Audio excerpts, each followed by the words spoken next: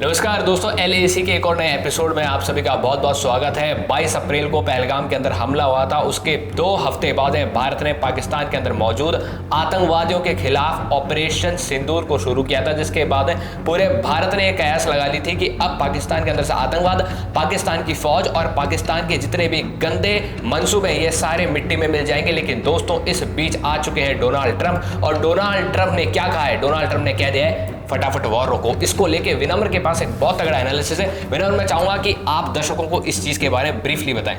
देखिए, कहानी शुरू होती है 20 जनवरी से, जब डोनाल्ड ट्रंप प्रेसिडेंट बन जाते हैं। डोनाल्ड ट्रंप का प्रेसिडेंट बनते ही सबसे मेन मोटिव था to kill Chinese economy.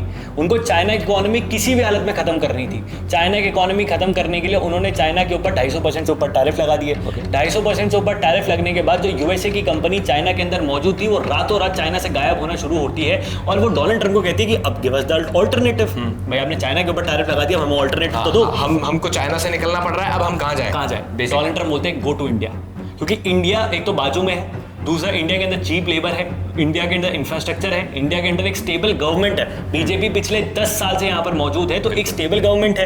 At present भी जिस तरीके से नीति निकलती है, तो एक्सपर्ट क्या कहते हैं कि आने वाले 5 साल 6-7 साल और रहेगी बीजेपी, ऑब्वियसली।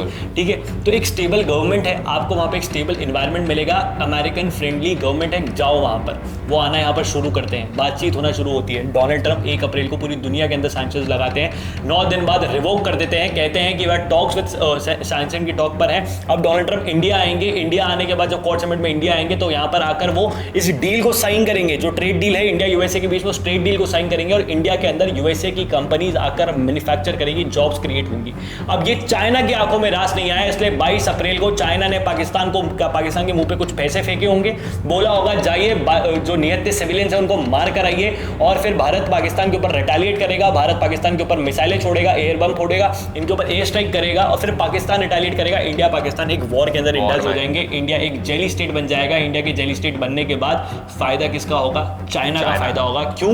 क्योंकि जो चाइना के अंदर यूएसए के जो जितने भी मिलियनियर्स बिलियनियर्स अपनी नौकरी कर रहे थे, अपनी वहां पर फैक्ट्री चला रहे थे, वो ट्रंप के पास जाएंगे, बोलेंगे कि आपने ऑल्टरनेटिव इंडिया दिया था। इंडिया के अंदर तो जंग चल रही है, कहां से हम मैन्युफैक्चरिंग करेंगे, कहां पर हम कंपनी सेटअप करेंगे? आप चाइना से टैरिफ रिवोक करिए, चाइना से टैरिफ हटाइए, चाइना से टैरिफ हटाइए। चाइना से टैरिफ हटते ही चाइना की इकोनॉमी फिर से बूम करने लग जाएगी, ट्रंप का प्लान कैंसिल हो जाएगा। इसलिए ट्रंप ने बोला कि ट्रंप ने ये थोड़ी बोला कि आप इंडस वाटर ट्रीटी को सस्पेंड कर दो, सिर्फ सीजफायर बोला, हथियार और जो गोले चल रहे थे सब बस, और कुछ नहीं बोला। ट्रंप ने इंडस वाटर ट्रीटी के ऊपर कुछ नहीं बोला, ट्रंप ने डिप्लोमेटिक एक्शंस पे कुछ नहीं बोला, ट्रंप ने किसी और चीज पे कुछ नहीं बोला।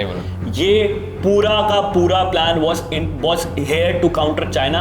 ये सीजफायर है ही, C for ceasefire, C for counter China, बस ये समझिए। और कल तक डोनाल्ड ट्रंप के जो वाइस प्रेसिडेंट है, यानी अमेरिका जो वाइस प्रेसिडेंट है, वो कह रहे थे कि this war is not our business, ये सब स्टेटमेंट दे रहे थे, और आज उन्होंने पूरा स्टेटमेंट बदल दिया। डोनाल्ड ट्रंप ने आके सीज फायर करा दिया, और उसके पीछे चाइना को सबसे ज्यादा नुकसान अब होने लगेगा। अब चाइना को नुकसान है, क्योंकि इंडिया पाकिस्तान सिर्फ सर्वाइविंग स्टेट में इसलिए है, यूएसए डीप स्टेट और चाइना दोनों ही इंडिया को कभी बढ़ता हुआ नहीं देखना चाहते, और उसको सपोर्ट करने के लिए उन्हें उसको इंडिया को ना बढ़ता हुआ देखे, इसलिए वो पाकिस्तान को सपोर्ट करते हैं, पाकिस्तान के मुंह पे पैसा फेंकते हैं, बोलते हैं नाचो नाचो नाचो नाचो नाचो।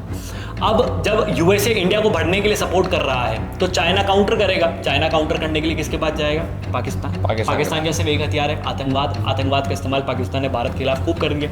इनको मैंने बोला था, इस पॉइंट पे मैं आना चाहूंगा। जब अपन न्यूज कवर कर रहे थे, तो उस दौरान एक खबर आई थी जो भारत की तरफ से, कि आपने कहा कि आतंकवाद का इस्तेमाल पाकिस्तान करता है भारत के खिलाफ, लेकिन अब भारत हो सकता है ये आगे जाके ये एक्ट ऑफ वॉर, कि भारत के खिलाफ होने वाली कोई भी आतंकी गतिविधि को Bharat act of war consider करेगा। तो एक तरीके से वो जो ऑप्शन है वो बंद हो चुका है, और पाकिस्तान अब कश्मीर में या फिर कहीं पर भी इस तरीके की हरकत करता है, जो आतंकी गतिविधि वो करता है, अगर वो करता है तो भारत उसके बाद उसको एक्ट ऑफ वॉर कंसिडर करेगा। और मेरे को लगता है कि इस चीज का भविष्य में भारत अच्छी तरीके से फायदा भी उठाएगा। जी बिल्कुल, और यही प्रॉपरली एनालिसिस हम इस प्रॉपर वीडियो के थ्रू आपके पास लेकर आए। बिल्कुल, शायद ही कहीं आपको मिल जाएगा। अब ऐसा क्लेम नहीं कर रहे कि अरे यार क्या जियोपॉलिटिकल एक्सपर्ट है, क्या एनालिसिस है हमारा, ये देखो। नहीं, आप बस एक काम कीजिए, आप हमसे जुड़िए, हम रेगुलर ऐसी चीजें लेकर आते हैं। कॉमन सेंस यही कहता है, और कॉमन सेंस से ही दुनिया चलती है। बिल्कुल, डोनाल्ड ट्रंप का ये जो ट्रुथ सोशल पे उन्होंने नीचे डाला है, उधर सेकंड साइड में उन्होंने कॉमन सेंस का वो किया है। And common sense is the thing that is not common in society. लोगों के पास नहीं है कॉमन सेंस, तो कॉमन सेंस से ही सब कुछ चलता है। कॉमन सेंस यही कहता है कि यही सारी गणित है। और आप देखिएगा, मैं इसको बता रहा हूँ ना, चाइना ने ना पहलगाम अटैक को ढंग से काउंटर आउट किया कि भाई पाकिस्तान ने गलत किया टेररिस्ट अटैक, कुछ नहीं। चाइना का तो एक्सपोजर इनके फाइटर जेट नहीं उड़ते, इनका एयर डिफेंस सिस्टम काम नहीं करता, इनकी मिसाइलें काम नहीं करती, ये फर्जीवाड़े में जी रहे हैं। बलोच आके बाकी चाइना वालों को मार मार के जाते हैं। ग्वादर पोर्ट इनका अब तक बन नहीं पा रहा, बेल्ट एंड रोड इनिशिएटिव इनका बर्बाद हो चुका है। चाइनीज इकोनॉमी अगर सर्वाइवल स्टेट पे है तो वो सिर्फ और सिर्फ यूएस मार्केट और यूएसए के मैन्युफैक्चरर्स की वजह से है। जिस दिन वो चाइना से निकल के, जिस दिन वो मार्केट क्लोज हो गया, चाइना खत्म हो जाएगा, क्योंकि और कोई चाइनीज प्रोडक्ट खरीद रहा। हम तो यहाँ पर चाइना के ऊपर पहले से ड्यूटीज लगाए बैठे हुए हैं और लगा देंगे, यूएसए ने भी लगा दी। अब और कौन खरीदने आएगा? अफ्रीका का मार्केट, अफ्रीका को इतना पैसा ही नहीं है कि वो ये सारे प्रोडक्ट्स खरीदें, वहां पर इतनी बिजली नहीं है तो इलेक्ट्रिसिटी के प्रोडक्ट्स कहाँ से खरीदेंगे? डिफेम नहीं कर रहा अफ्रीका को, रियलिटी यही है। बिल्कुल। और बाकी वेस्ट के एलाइज तो वैसे भी नहीं खरीदते। सबका मेजर दुश्मन रशिया कभी था ही नहीं, यूएसए वेस्ट का मेजर दुश्मन हमेशा से चाइना रहा है। और अब वापस से सारा का सारा फोकस चाइना की तरफ शिफ्ट हो जाएगा और चाइनीज इकोनॉमी को बर्बाद करने के अंदर शिफ्ट हो जाएगा।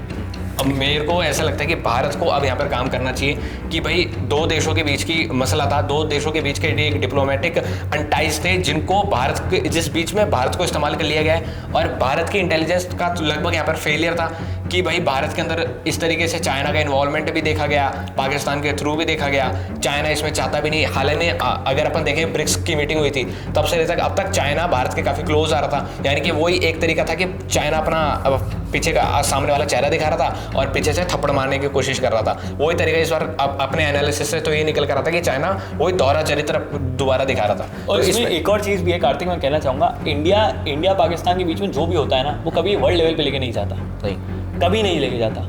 ये पहली बार हुआ है कि हम किसी के कहने पे सीज फायर कर रहे हैं। भाई हमने, पूरी दुनिया जानती है कि हम पाकिस्तान का क्या कर सकते हैं, इसमें कोई दो राय नहीं है। हमें किसी चीज़ की वो नहीं है कि हमें डर हो, हमारे पास चीज़ की कमी हो। इन दिनों देखा भी गया है ना, पूरी दुनिया जानती है हम क्या कर सकते हैं। सबने देख लिया कि भाई वो यूएसए का F-16 और चाइना का JF-17 सब गिरते हैं यहाँ पर। बिल्कुल कोई बहुत बड़ी चीज़ नहीं है। इंडियन मिलिट्री जो चाहे वो कर सकती है, इंडियन आर्म फोर्सेस जो चाहे वो कर सकती है, पूरी दुनिया ने देख लिया। जस्ट कि ये पहली बार हुआ है, मैं कह रहा हूँ। इसके अंदर ऑब्वियस ही बात है, सरकार केंद्र में बैठी सरकार को भी दिख रहा है कि भविष्य के अंदर अगर यहाँ पे हजारों करोड़ों रुपया हम हमारे देश के लोगों के लिए बना सकते हैं, जॉब्स क्रिएट कर सकते हैं, तो एक ऐसे मतलब जिस देश का कुछ नहीं है, जिसका देश का बेड़ा अगर भिखारी दो रोटी मांगने के लिए सऊदी अरेबिया भगते रहते हैं लोग, उनके साथ अब इंडल्ज होंगे क्या? कीचड़ से बैर करके आदमी खुद कभी साफ हुआ है?